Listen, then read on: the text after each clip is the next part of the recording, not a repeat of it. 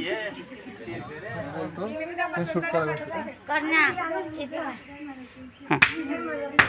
नमस्कार मंडळी, आज आपण या ठिकाणी जिल्हा परिषद शाळा आरंखेड शिक्षण सप्ताह अंतर्गत कौशल्य विकास या दिवशी आपण आज येथील लोहार काम माझ्या दुकानात भेट दिली आहे.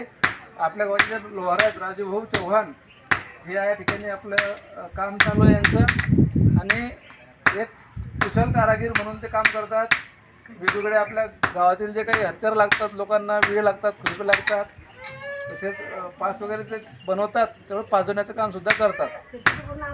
आणि पूर्ण शेतीच्या अवजार त्यांना तयार करता येतात.